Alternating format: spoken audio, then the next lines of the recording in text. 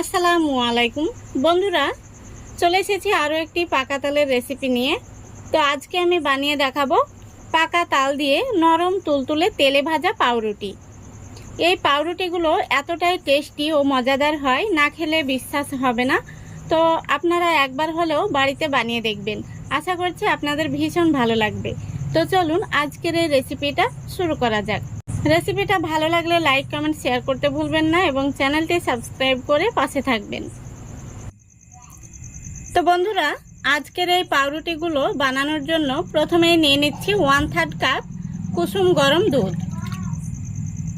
তারপরে দিয়ে দিচ্ছি 1/2 টিস্পুন ড্রাই ইস্ট।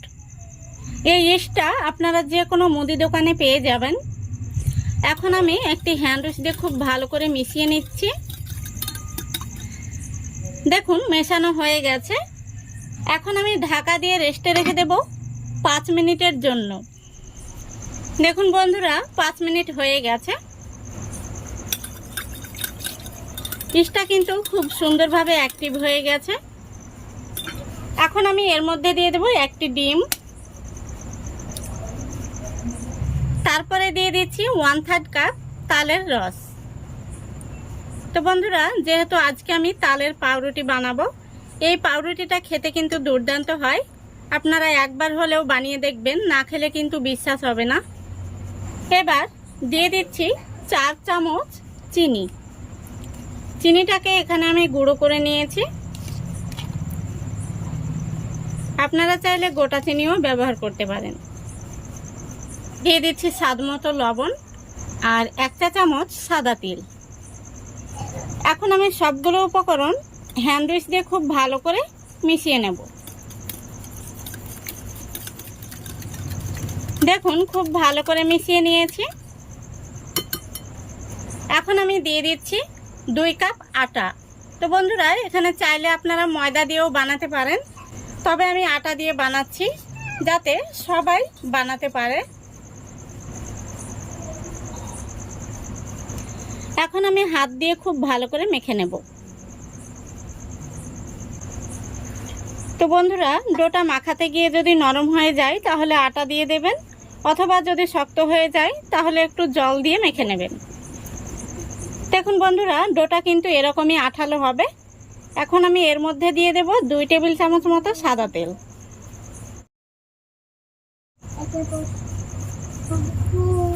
তেলটা দেওয়ার পরে আমি আবারও খুব ভালো করে একটু মেখে নেব। দেখুন বন্ধুরা, ডোটা মাখাতে মাখাতে কিন্তু হাতে যেটা লেগে রয়েছিল সেটা উঠে গেছে।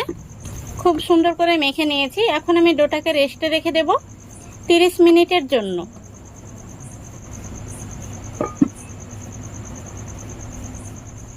দেখুন বন্ধুরা, 30 মিনিট পর আমি ফিরে আসলাম। আর আমাদের ডোটা কিন্তু দেখতেই পাচ্ছেন কতটা ফুলে উঠেছে। এখন আমি হাতে একটু তেল মেখে নিয়েছি। এখন আমি এই ডোটা থেকে বাতাসটা বের করে দেব। এখন আমি এই ডোটাকে একটি রুটি বেলা পিঁড়িতে নিয়ে নেব। কিছুটা আটা ছড়িয়ে দিচ্ছি।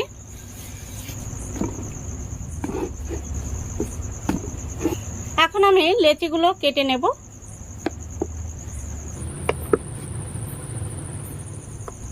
দেখুন বন্ধুরা, আমি লেচিগুলো কেটে নিয়েছি। আর আজকে কিন্তু এখান থেকে 6টা পাউরুটি হবে।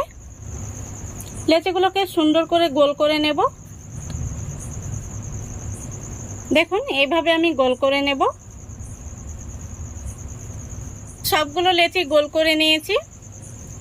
এখন যেটা করতে হবে, দেখুন আমি তালুর মধ্যে নিয়ে একটু এইভাবে প্রেস করে দিচ্ছি। এবার আমি একটি নাইফ নিয়েছি। নাইফ দিয়ে একটু এইভাবে দাগ কেটে দিচ্ছি। এখন আমি মাঝখানটাতে একটা কিশমিশ এইভাবে দিয়ে দিচ্ছি। দেখুন কত সুন্দর হয়েছে। এবার আমি একটি প্লেটের মধ্যে সাজিয়ে নিচ্ছি। এইভাবে আমি সবগুলো রুটি শেপ দিয়ে নেব। এইভাবে রুটিগুলো দেখতেও সুন্দর লাগবে আর খেতেও ভালো লাগবে, আর বাচ্চারা তো দেখে ভীষণ আকর্ষণীয় হবে। দেখুন সবগুলো পাউরুটি আমি শেপ দিয়ে নিয়েছি। এখন আমি তেলে ভেজে নেব।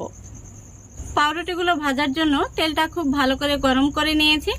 এখন আমি এই তেলের মধ্যে পাউরুটিগুলো দিয়ে দিচ্ছি। তো বন্ধুরা, এখানে আমার 6টা রুটি হয়েছে। আমি 3টে করে 2 বারে ভেজে নেব। রুটিগুলোর উপরে এইভাবে চামচ দিয়ে তেল তুলে তুলে দিতে হবে। এতে করে রুটিগুলো তাড়াতাড়ি খুব সুন্দরভাবে ফুলে উঠবে। তো বন্ধুরা, দেখতেই পাচ্ছেন রুটিগুলো কিন্তু খুব সুন্দরভাবে ফুলে উঠেছে। গ্যাসের ফ্লেমটা আমি লো আর মিডিয়ামের মাঝামাঝিতে রেখেছি। দেখুন, কিছুক্ষণ পর আমি রুটিগুলোকে এখন উল্টে দেব। একটা সাইড দেখতেই পাচ্ছেন খুব সুন্দর একটি কালার এসছে। রুটিগুলোকে এইভাবে উল্টে পাল্টে খুব সুন্দর কালার করে ভেজে নিতে হবে। দেখুন, কিছুক্ষণ পর আমি আবারও উল্টে দিচ্ছি। এই পাউরুটিগুলো দেখতে যেমন সুন্দর, খেতেও কিন্তু ভীষণ মজার। না বানিয়ে খেলে কিন্তু বিশ্বাস হবে না। তো অবশ্যই আপনারা একবার হলেও বাড়িতে বানিয়ে দেখবেন। আর চায়ের সাথে এই পাউরুটিগুলো খেতে কিন্তু ভীষণ ভালো লাগবে। তো বন্ধুরা, পাউরুটিগুলো ভাজা হয়ে গেছে। এখন আমি তেল থেকে তুলে নিচ্ছি।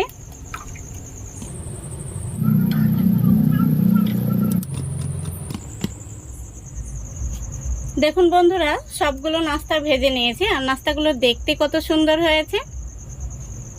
এই দেখুন, একদম তুলোর মতো নরম। বাচ্চারা দেখলেই কিন্তু খাওয়ার জন্য আকুল হয়ে উঠবে। আমি একটি নাস্তা ভেঙে দেখিয়ে দিচ্ছি ভেতর থেকে কেমন হয়েছে, দেখুন। তো বন্ধুরা, একবার হলেও আপনারা এই পাকা তাল দিয়ে পাউরুটি বানিয়ে দেখবেন, ভীষণ ভালো লাগবে। খেতে কিন্তু দুর্দান্ত হয়। বাচ্চা থেকে বড় সবাই কিন্তু খুবই পছন্দ করবে।